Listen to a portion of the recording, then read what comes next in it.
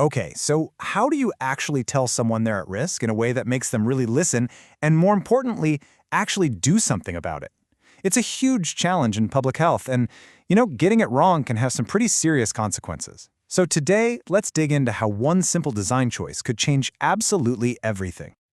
Let's start with a really big number, 376 million. The World Health Organization tells us that's how many new, curable, sexually transmitted infections pop up around the world every single year. The scale of this is just staggering, and it makes communicating the risk effectively more critical than ever before. So here's what we're going to do. First, we'll look at this tricky communication problem we're facing. Then, we'll dive into a fascinating 5-way visual test that was designed to solve it. We'll reveal the clear winner, of course. Then we'll get into the psychology of why it works so well. And finally, we'll see how smarter warnings can lead to better health for all of us. So here's the thing. Even though STI rates are climbing in places like Australia and all over the world, a whole lot of people just aren't getting tested. Maybe it's stigma, or maybe it's just that a lot of these infections don't even show symptoms right away. Whatever the reason, it creates this really dangerous gap between the actual risk and what people perceive. It really boils down to something simple about us humans. If a risk doesn't feel personal, if it doesn't feel tangible, if we don't really feel the threat, we're probably not going to do anything about it. So a new study from the Melbourne Sexual Health Centre in Australia decided to tackle this not as a medical problem, but as a design problem, a psychology problem. So what they did was pretty clever. The researchers brought in 662 clients at their clinic and gave them all a hypothetical scenario. You're at high risk for an STI. The goal? To figure out which way of showing them that risk was the best at actually motivating them to get a test. Now here is the most important part of the whole setup. Every single person saw the exact same level of high risk. The only thing that changed was how it was presented. This meant the researchers could really isolate what visual design makes the biggest difference. So let's meet our 5 contenders. All right, first up, we've got the classic detailed text report. You know the type. Just the numbers, data heavy, with specific risk estimates for 4 different infections. Super thorough for sure, but maybe a little overwhelming. Contender number 2 is the risk meter. I want you to picture a speedometer in a car, but for health risk. It's a really simple, color-coded dial that sweeps from green for low all the way to red for high risk. It gives you that instant visual cue of danger. Then there's the risk bar. It's basically the same idea as the meter. It uses that same green to red color code, but it's just laid out flat as a horizontal bar. Another quick, at-a-glance kind of visual.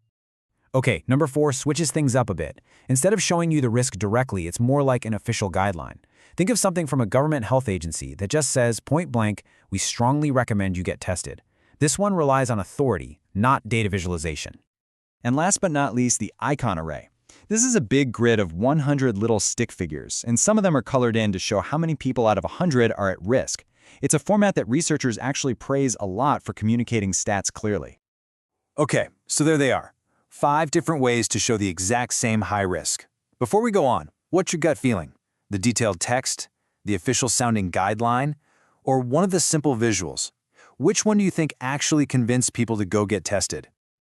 All right, moment of truth. The experiment is over, the numbers are in, and honestly, the results are pretty eye-opening. Let's break down which format really came out on top. Okay, first up, which one was just the easiest to understand? Well, it wasn't even close. A whopping 57% of people, more than half, said the risk meter was the clearest. And get this, dead last was the icon array. Only 5% of people found it easy to understand. But, being easy to understand is one thing. The real question, the crucial question, is what actually got people to act. Which of these formats lit a fire under them? The answer? Well, it might surprise you. And again, the difference was just dramatic. People who saw the risk meter were 2.4 times more likely to say they intended to get tested compared to just seeing the standard text report. But the icon array? Wow. It was actually worse than just plain text. It made people 27% less likely to want to test. A totally shocking result for a format that's often seen as a best practice. So let's look at the whole scoreboard here. The risk meter and the risk bar, those simple, colorful visuals, they absolutely crushed it, more than doubling the likelihood of testing. The guideline barely moved the needle, and the icon array, it actually pushed people in the wrong direction. The takeaway here is crystal clear. Simple visuals just plain work. Okay, so we know what won, but the really juicy part is why. What's the magic behind that simple little dial that made it so much more powerful than a bunch of text or even a grid of icons? The psychology here is just fascinating. Well, the researchers had this really interesting idea. They pointed out that the risk meter looks a lot like something else people in Australia, where the study happened, see all the time: bushfire danger signs. I mean, look at them together. It's the same visual language, right? A dial, a pointer, that green to red danger scale. This is a cool psychological trick called priming. Because people were already familiar with this format for a really serious threat. Their brains were already primed to treat the STI risk with that same level of urgency. And this whole thing connects perfectly to a classic idea in public health called the health belief model. Basically, it says you're not going to do anything to protect your health unless you actually feel like you're personally at risk. And that risk meter just did a brilliant job of cutting through all the noise and making an abstract danger feel immediate, personal, and very, very real. So let's zoom out. What's the big picture here? What can we take away from this? Because this is about way more than just one online tool. This is really about a fundamental shift in how we should think about communicating important health information. Okay, so let's boil it all down. First, the way you show the risk can be way more important than the raw numbers themselves. Second, simple, familiar, color-coded visuals, they're incredibly powerful motivators.